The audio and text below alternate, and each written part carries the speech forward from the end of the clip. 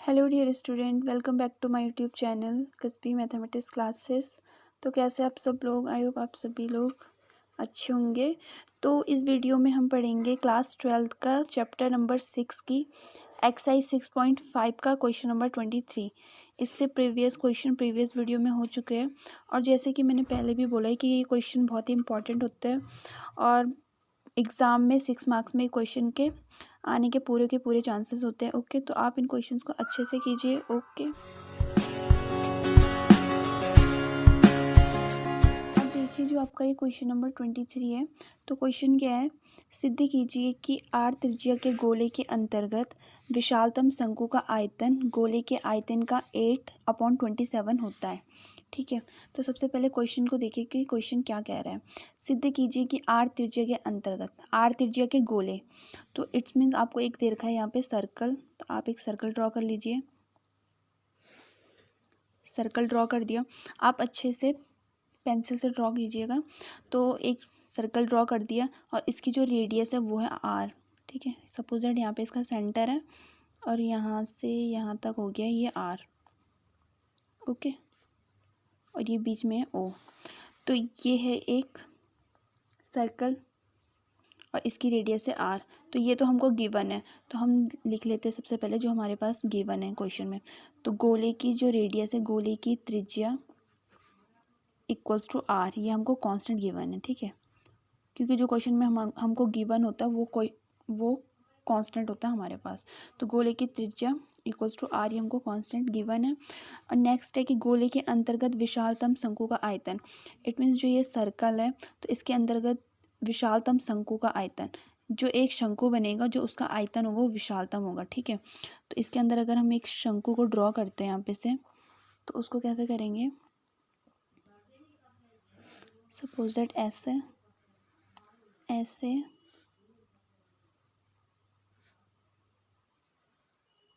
Okay, ये हो गया एक शंकु, कोण हो गया।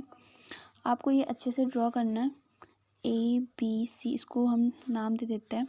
और हमको क्या गिवन है क्वेश्चन में कि शंकु का आयतन विशालतम, तो विशालतम का मतलब होता है मैक्सिमम। तो यहाँ पे लिख लेते हैं शंकु का आयतन उच्चतम दिया हुआ हमको। ठीक है, विशालतम का मतलब होता है आपका मैक्सिमम, तो शंकु का आयतन दिया हुआ हमको यहाँ पे उच्चतम। तो इतना हो गया। अब आपको देखना है कि हमको क्वेश्चन की स्टार्टिंग कैसे करनी है। तो अब देखिए सबसे पहले जो ये शंकु में क्या होता है, शंकु दो चीज़ों से मिलकर बना होता है। एक तो रेडियस हो गई और एक उसकी हो गई हाइट। तीसरी चीज़ भी होती है एल, त्रिज्या ऊंचाई, लेकिन हमको यहाँ पे त्रिज्या ऊंचाई से कोई लेना देना नहीं है, हमको मतलब है सिर्फ रेडियस और हाइट से। तो अब देखिए यहाँ से अगर हम ड्रॉ करते लाइन, तो ये क्या हो जाएगी, इसकी रेडियस, और सपोज दैट ये ओ सेंटर यहाँ से इस सर्कल का। ठीक है, आप अच्छे से ड्रॉ करना है इसको पेंसिल से। तो यहाँ पे सेंटर आएगा इसका, तो ये ओ है, यहाँ पे चला जाएगा। ओके, ये ऐसा हो जाएगा। अब देखिए हम लिखते हैं, माना शंकु की जो त्रिज्या है, शंकु की त्रिज्या वो क्या है, स्मॉल आर, क्योंकि कैपिटल आर गोले की त्रिज्या है, तो इसलिए हम शंकु की त्रिज्या को मानेंगे स्मॉल आर। तो माना शंकु की त्रिज्या स्मॉल आर है तथा ऊंचाई, हाइट भी है, हाइट से भी हमको मतलब है, तथा ऊंचाई क्या है, एच है। ओके, तो ये यहाँ से यहाँ तक, तो ये हो जाएगी शंकु की रेडियस, इसको स्मॉल आर पुट कर लेंगे। और जो ये पूरी लाइन मैंने ड्रॉ करी है डॉट डॉट, ये हो जाएगी एच। तो ये क्या हो जाएगी आपके शंकु की हाइट, सॉरी ये यहाँ तक है, यहाँ तक। तो ये पूरी है शंकु की हाइट और ये रेडियस। और जो ये है आपकी, जो ये कंप्लीट लाइन से, जो ऐसे लाइन से ड्रॉ करी है मैंने, ये आपके सर्कल की रेडियस। ओके, जो कैपिटल आर मैंने पुट करी है यहाँ पे। तो अब आप देखिए आपको अपना क्वेश्चन की स्टार्टिंग कैसे करनी है। सबसे पहले आप यहाँ पे देख रहे होंगे, अगर हम इसको एक पॉइंट पुट करें डी, ओके, और ये है बी और ये है ओ, तो अब आप देख रहे होंगे कि यहाँ पे एक ट्राइंगल बन रहा है इतना, BOD में इतना, सिर्फ और सिर्फ इतना। तो ये क्या बन रहा है, एक समकोण त्रिभुज बन रहा है, जिसमें हम पाइथागोरस थ्योरम यूज़ करके कुछ ना कुछ वैल्यू निकाल सकते हैं, जो कि हम अपने क्वेश्चन में पुट करके अपना आंसर निकाल सके। तो अब आपको देखना है सबसे पहले ये क्या बन रहा है, ये है OB, ये है OD और ये है आपका BD है। तो हमको OB तो गिवन है, OB आर है, और जो ये BD है ये स्मॉल आर है, लेकिन OD हमें पता नहीं है। ठीक है। तो इस ओ डी को हमने निकालना है, तो इसके लिए हम क्या करेंगे, हमको जो पता है हम सबसे पहले वो लिख लेते हैं ए डी। तो ए डी हमको पता है इक्वल्स टू, ए डी को हम दो भागों में डिवाइड कर सकते हैं। कैसे, ए डी इक्वल्स टू हो सकता है ए ओ प्लस ओ डी, ए ओ प्लस ओ डी। अब देखिए जिसकी जो वैल्यू दी है, तो ए डी यहाँ पे क्या है, कैपिटल एच, ये शंकु की ऊंचाई है। और ए ओ, तो ए ओ की अगर मैं बात करूँ तो यहाँ पे सर्कल का सेंटर है, और सेंटर से जो वृत्त की परिधि है उसकी दूरी क्या होती है, रेडियस होती है।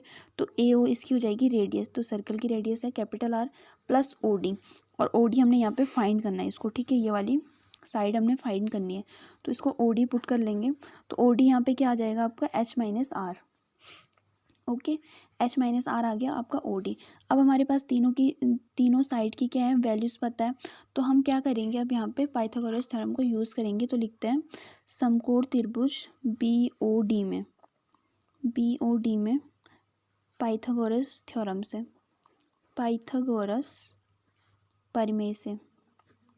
ओके, तो पाइथागोरस प्रमेय क्या होती है, आपका कर्ण का वर्ग, तो ये जाएगा आपका बी ओ का स्क्वायर इक्वल्स टू, और दोनों साइड का स्क्वायर का ऐड, तो जाएगा ओ डी का स्क्वायर प्लस बी डी का स्क्वायर। अब वैल्यू आपको पुट करनी है, तो ओ बी का स्क्वायर क्या है, कैपिटल आर स्क्वायर, फिर ओ डी हो जाएगा आपका, ये ओ डी है तो ओ डी अभी निकाला हमने, तो ये आपका एच माइनस आर का होल स्क्वायर, और बी डी है आपकी, ये है स्मॉल आर शंकु की त्रिज्या, तो ये हो जाएगी प्लस आर स्क्वायर। तो आपको वैल्यू निकालनी है यहाँ पे शंकु की जो त्रिज्या है रेडियस आर, उसकी वैल्यू। तो इसको आप अगर ब्रैकेट ओपन करोगे तो ये कितना आ जाएगा, ए माइनस बी का होल स्क्वायर लग रहा है, तो ये जाएगा आपका A square plus B square minus 2h R plus R square. अब ये वाला आर स्क्वायर पॉजिटिव, ये भी पॉजिटिव है, तो एक दूसरे से कैंसिल हो जाएंगे, क्योंकि जब ये इधर जाएगा तो इसका साइन नेगेटिव हो जाएगा, तो ये कैंसिल हो जाएगा। तो यहाँ से अगर इसकी वैल्यू निकाली तो ये कितनी आ रही है, 2h आर इधर आएगा, तो माइनस से पॉजिटिव हो जाएगा, और एच स्क्वायर प्लस से माइनस हो जाएगा, तो ये आ गया आपकी आर स्क्वायर की वैल्यू। ओके, तो आर स्क्वायर की वैल्यू आ गई आपके पास। अब देखिए हमने आर, सिर्फ और सिर्फ आर की वैल्यू यहाँ पे क्यों निकाली, हम यहाँ से एच की वैल्यू भी कैपिटल आर की वैल्यू भी निकाल सकते थे। तो देखिए क्योंकि यहाँ पे हमारे पास जो गिवन है वो गिवन है शंकु का आयतन उच्चतम, तो यहीं से हमारा आंसर आना है। और जो शंकु का आयतन होता है वो होता है आपका 1/3 पाई आर स्क्वायर एच। तो हमें नीड है यहाँ पे आर की, ठीक है, आर स्क्वायर की, जिससे कि आर स्क्वायर की हमारे पास कुछ ऐसी वैल्यू आई कि जिससे हम उसको रिप्लेस कर सकें, जिससे कि हमारे क्वेश्चन में एक ही एक वेरिएबल बचे, ठीक है। तो अब देखिए सबसे पहले आपको क्या करना है, शंकु का आयतन, सबसे पहले इस चैप्टर के लिए इम्पॉर्टेंट क्या है कि आपको फॉर्मूले लर्न होने चाहिए। तो शंकु का आयतन होता है आपका 1/3 pi R square H, V equals to जाएगा आपका 1/3 पाई, और आर स्क्वायर की वैल्यू अभी हमने ये निकाली यहाँ पे, तो इसको हम यहाँ पुट कर देंगे 2HR माइनस एच स्क्वायर, और बाहर से ये कैपिटल एच, ठीक है। अब देखिए, अब आप इसको देख रहे होंगे क्योंकि ये शंकु का आयतन हमको उच्चतम मैक्सिमम दिया हुआ है, तो हमें इसी का क्या करना है, अब डिफ्रेंशिएशन भी करना है। तो डिफ्रेंशिएशन करने के लिए हमारे पास एक ही वेरिएबल होना चाहिए पूरे के पूरे फंक्शन में। तो अभी आप देख रहे होंगे दो वेरिएबल है, एक तो ये एच हो गया और एक है कैपिटल आर हो गया।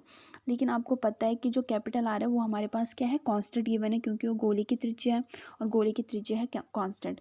तो इस पूरे के पूरे फंक्शन में जो वेरिएबल बचा वो बचा सिर्फ और सिर्फ कैपिटल एच, ठीक है। तो इस कैपिटल एच के अकॉर्डिंग ही अब हम क्या करेंगे, अब इसका डिफ्रेंशिएशन करेंगे। तो पहले इसको शॉर्ट लिख लेते हैं, ये हो जाएगा पाई/3, और इस एच की मल्टीप्लाई कर देते हैं अंदर, तो ये हो जाएगा 2h square R minus H Q.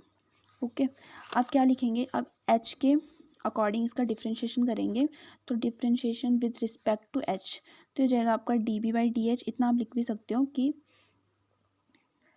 H के अनुसार अवकलन करने पर, ठीक है, एच के सापेक्ष अवकलन करने पर, तो इतना आप लिख सकते हो। तो ये जाएगा dB/dh, पाई/3 कांस्टेंट है तो ये बाहर आ जाएगा पाई/3, और इसका डिफ्रेंशिएशन होगा। तो एच स्क्वायर के एच के अकॉर्डिंग हो रहा है, तो 2r तो कांस्टेंट है, सॉरी 2r तो कांस्टेंट है, और यहाँ पे एच स्क्वायर का डिफ्रेंशिएशन भी 2h आएगा, और माइनस एच क्यू का डिफ्रेंशिएशन कितना आ जाएगा 3h स्क्वायर। तो जाएगा आपका पाई/3, और मल्टीप्लाई करोगे तो जाएगा 4RH माइनस 3h स्क्वायर। तो अब आपको क्या करना है, dB/dh इतना तो आ गया हमारा, इसको आप इक्वेशन फर्स्ट पुट कर लीजिए। तो अब आपको नेक्स्ट क्या करना है, क्योंकि हमको शंकु का आयतन दे रखा है यहाँ पे उच्चतम, तो अब आप लिखोगे कि उच्चतम आयतन के लिए, क्योंकि हमको यहाँ से वैल्यू निकालनी होती है, तो उच्चतम आयतन के लिए dB/dh को ज़ीरो रखने पर। ओके, इतना रख दिया। अब देखिए जैसे कि आपको पता होगा कि हमने क्वेश्चन प्रूफ क्या करना है। क्वेश्चन में हमने प्रूफ करना है कि जो शंकु का आयतन होता है वो इक्वल्स टू होता है गोले के आयतन का 8/27। जैसे यहाँ पे लिख देती हूँ मैं, शंकु का आयतन इक्वल टू होगा गोले के आयतन का 8/27। ठीक है, ये आपको प्रूफ करना है अपने क्वेश्चन में। तो अब देखिए सबसे पहले यहाँ से हमारे पास क्या वैल्यू आ रही है। अब आप dv/dh को ज़ीरो पुट रखोगे, ज़ीरो पुट करोगे तो ये तो इसके साथ मल्टीप्लाई होकर ज़ीरो हो जाएगा। तो यहाँ से आपके पास आंसर क्या आएगा, 4rh माइनस 3h²। तो यहाँ से आपके पास आंसर आएगा 3h², इधर लाओगे तो पॉजिटिव हो जाएगा और इधर बचेगा आपके पास 4rh। तो एक h से एक h कैंसिल हो रहा है, तो जो यहाँ से r इक्वल्स टू आएगा वो आएगा आपके पास 3h/4। ओके, अब देखिए आपको क्या करना है, आपको यहाँ से वैल्यू निकालनी है स्मॉल h की। अब वो देखिए वो हमको क्यों निकालनी है, क्योंकि हमको प्रूफ करना है शंकु का आयतन बराबर गोले के आयतन का इंटू 8/27। तो इसके लिए हमको शंकु के आयतन की ज़रूरत पड़ेगी। अब शंकु का आयतन होता है हमारे ये 1/3 πr²h। तो यहाँ पे हमारे पास ज़रूरत है स्मॉल r की और स्मॉल h की, और जबकि जो हमारा आंसर आ रहा है वो आ रहा है कैपिटल R में और स्मॉल h में।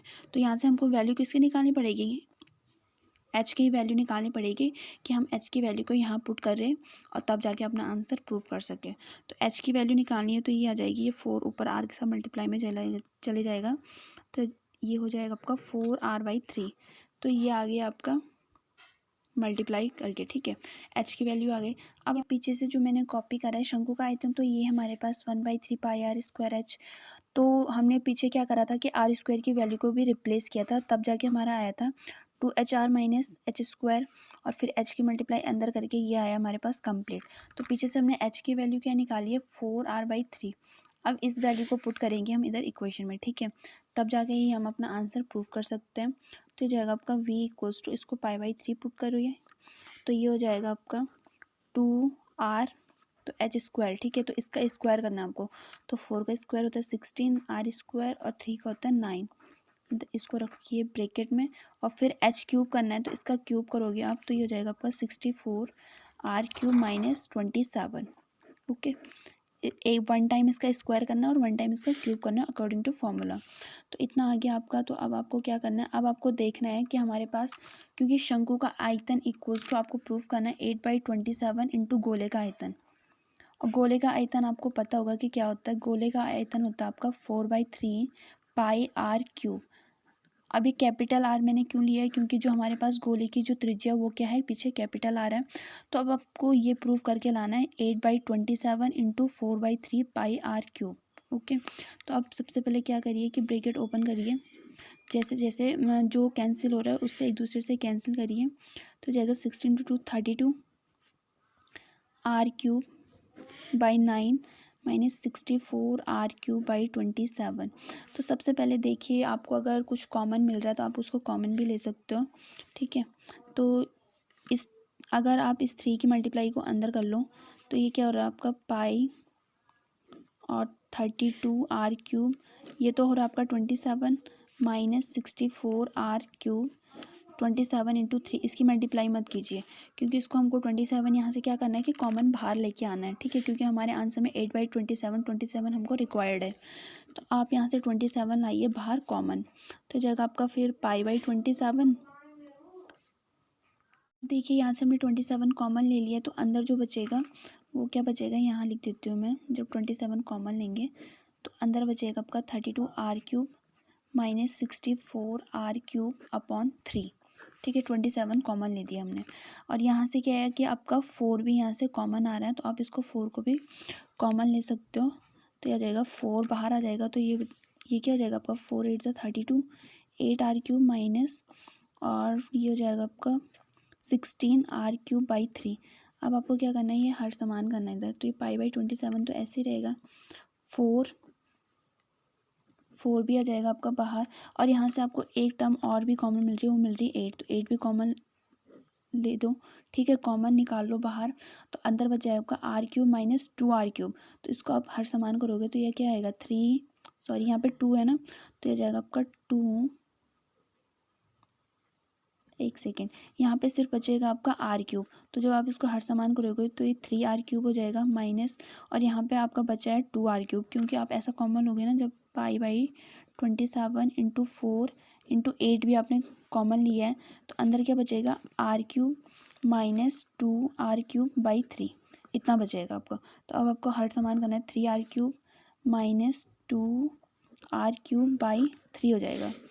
तो 3 में से 1 लेस करोगे तो कितना, अब देखो सबसे पहले जो आपने प्रूव करना है 8/27, तो इस 8 को इस 27 के साथ लो तो ये जाएगा 8/27 × 4π, और 3r³ में से 2r³ लेस करोगे तो r³ बचेगा, ठीक है। और ये है यहाँ पे 4π, तो ये आ गया 4π और अपॉन में इसके 3, तो ये आ गया आपका 4/3 πr³। तो ये v जो है ये तो है शंकु का आयतन। तो आपने प्रूव कर लिया जो आपके पास, जो कि आपको क्वेश्चन में प्रूव करना था वो था शंकु का आयतन इक्वल्स टू 8/27 इंटू, और ये होता है आपका गोले के आयतन, ठीक है, गोले का आयतन होता है।